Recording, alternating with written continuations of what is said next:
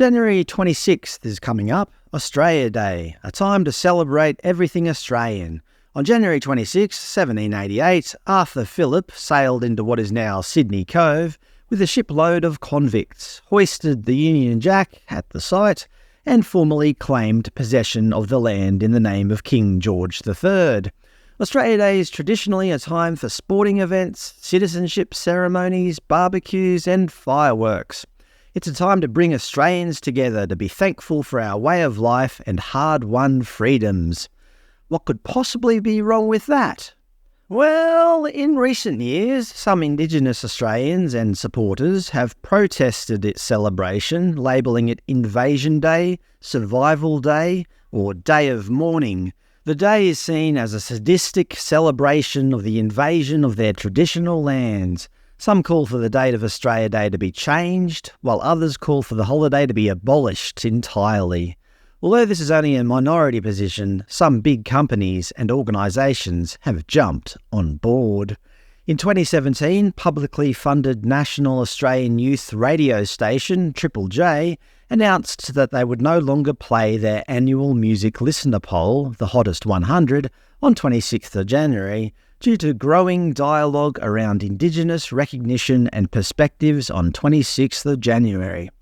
Last year, 2023, the Victorian government quietly axed its Australia Day parade and fireworks without any sort of formal announcement.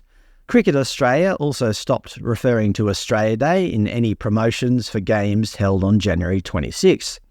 Kmart announced they would no longer be selling any Australia Day merchandise to ensure it is inclusive and respectful to all. The Australian Open also shelved the holiday, with Tennis Australia stating, "We are mindful there are differing views, and at the Australian Open we are inclusive and respectful of all. We acknowledge the historical significance and deep spiritual connection our First Peoples have to this land, and recognise this with a welcome to country on stadium screens daily." And now, in 2024, the supermarkets have now jumped on the bandwagon. Australia's biggest retailer, Woolworths, have announced they will no longer stock Australia Day merchandise, stating, "While Australian flags are sold within Big W all year round, we don't have any additional themed merchandise available to purchase in-store in our supermarkets or Big W ahead of Australia Day. There has been a gradual decline in demand for Australia Day merchandise from our stores over recent years. At the same time, there's been broader discussion about 26th of January and what it means to different parts of the community." German-owned discount supermarket chain Aldi have also followed suit, announcing they will no longer be stocking Australia Day merchandise. In 2014, they famously stocked a shirt that read, "Australia, established 1788", and was accused of being racist, despite approval from the federal government. Serious question, is it only Australia that attacks its traditional customs and values as much as we do? I've never been to another country that is so set on destroying itself. In response to Woolworths' move, leader of the opposition Peter Dutton said, "I think people should boycott Woolworths. I would advise very strongly to take your business elsewhere. Until we get common sense out of a company like Woolworths, I don't think they should be supported by the public." In a media release, One Nation leader Pauline Hanson commented on the controversy, stating, "Big business in Australia appears to be completely out of touch with the rest of us. Today I was in a Bunnings store where an employee told me staff had been instructed to wear no items associated with celebrating Australia Day because it might offend someone." Coles is apparently the only major supermarket that hasn't yet joined the woke brigade, although give them time, I'm sure they'll come round. A spokesperson said, "We are stocking a small range of Australian-themed summer entertaining merchandise throughout January, which is popular with our customers for sporting events such as the cricket and tennis, as well as for the Australia Day weekend."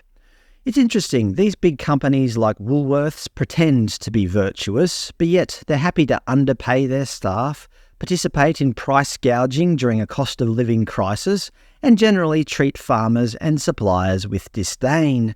They claim to want to help Indigenous Australians, but for 5 years pushed to build a giant Woolworths-owned Dan Murphy's liquor store in the nation's most inebriated city of Darwin, with public health groups arguing the store would increase the rate of alcohol-related harm and put nearby Aboriginal communities at risk, although Woolworths have since backed down from this plan, placing it on the back burner. It seems like these big companies just don't learn. Woolworths famously supported the Indigenous Voice to Parliament referendum, which the Australian people ended up voting against. So for no reason at all, they decided to alienate more than half their customer base. Look, companies are free to do what they want, but so are customers. If companies choose to pick a side that doesn't align with your own, you're free to pick a different company. As I said in previous videos, and I think this is the best advice for them, Woolworths and the like should stop taking sides in divisive social issues. Bluntly speaking, they should shut up and stick to selling groceries.